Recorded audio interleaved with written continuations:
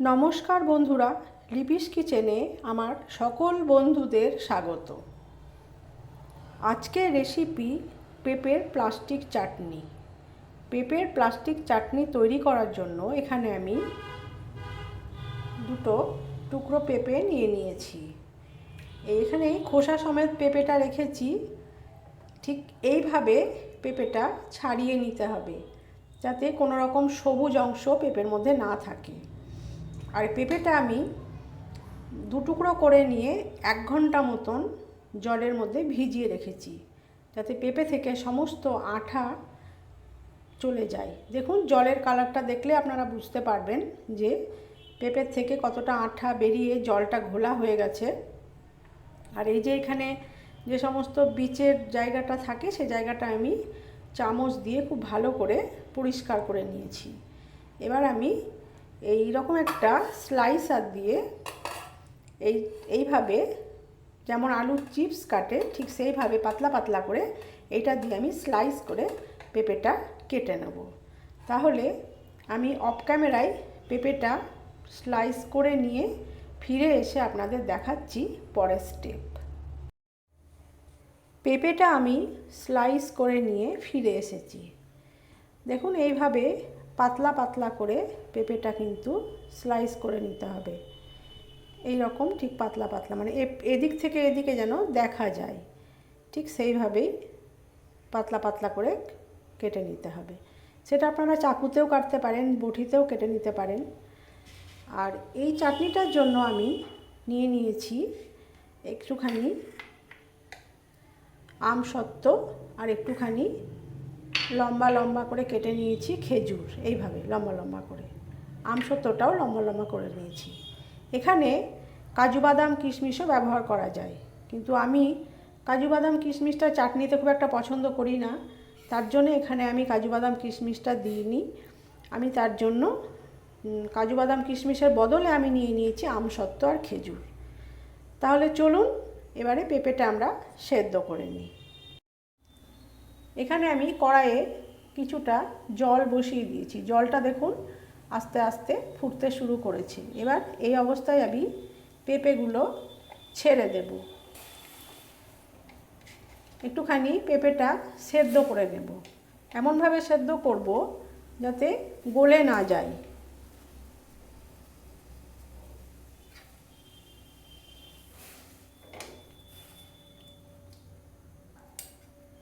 এবারে ঢাকা দিয়ে দেব। পেঁপেটা সেদ্ধ করে নিয়ে আমি ফিরে আসছি। পেঁপেটা আমি সেদ্ধ করে নিয়ে চলে এসেছি। দেখুন, পেঁপেটা এমনভাবে সেদ্ধ করতে হবে, পেঁপেটার কালারটাও দেখুন কি সুন্দর চেঞ্জ হয়ে গেছে। কিন্তু এমনভাবে সেদ্ধ করতে হবে যাতে একদম টিপলে পরে গলে না যায়। আর এইভাবে ভাঙলে দেখুন ভেঙে যাচ্ছে, এই দেখুন দু টুকরো হয়ে যাচ্ছে।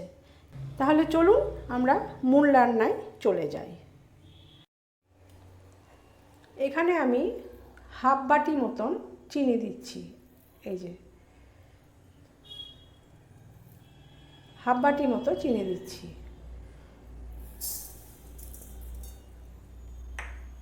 আর দিয়ে দিচ্ছি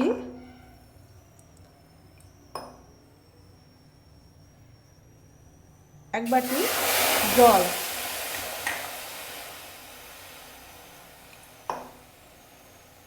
আরও হাফ বাটি দিয়ে দিলাম।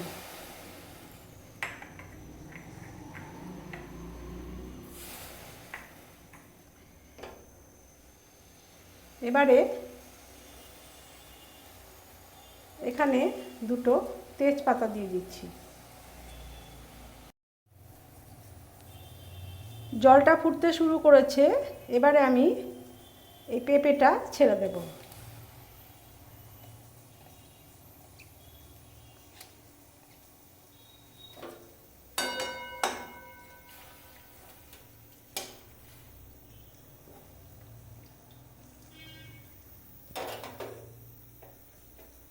তার সাথে দিয়ে দেবো খেজুর।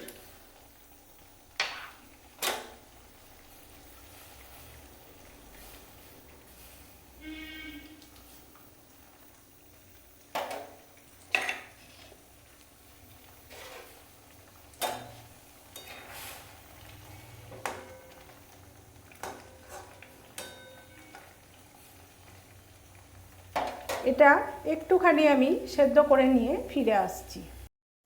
আমি একটুখানি সেদ্ধ করে নিয়ে ফিরে এলাম। এবারে স্বাদ অনুযায়ী নুন দিয়ে দেব।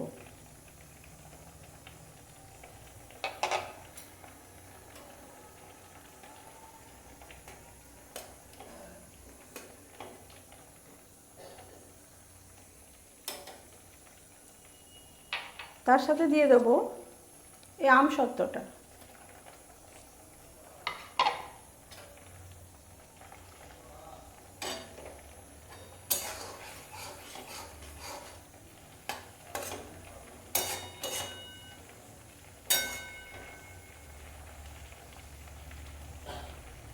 আমসত্ত্বটা পরে দিলাম এই কারণেই যে আমসত্ত্বটা প্রথমে দিলেই আমসত্ত্বটা গলে যাবে, সেই জন্য কিন্তু আমসত্ত্বটা আমি এখন দিয়েছি। নুনটা আমি যে সময় দিলাম তার আগেও আপনারা নুনটা দিয়ে দিতে পারেন।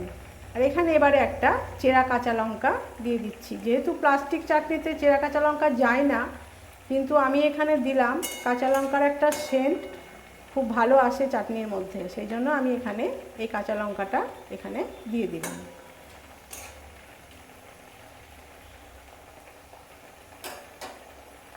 আর আমি কাজু কিশমিশ ব্যবহার করিনি, আপনারা কাজু কিশমিশ ব্যবহার করতে পারেন। এবারে আমি যেটা দেব আপনাদের দেখানো হয়নি, এই এক টুকরো লেবুর রস।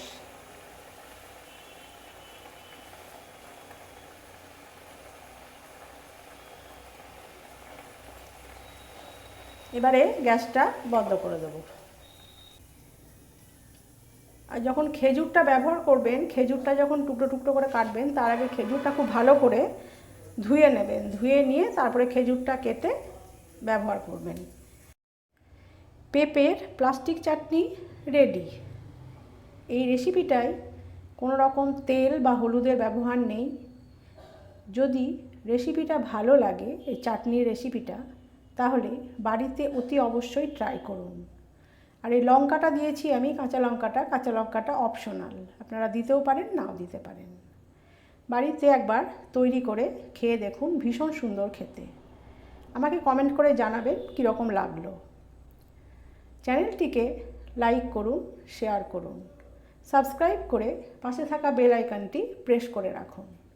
তাহলে আমি যখনই নতুন কোনো ভিডিও আপলোড করব, সেই মুহূর্তেই আপনাদের কাছে নোটিফিকেশান পৌঁছে যাবে।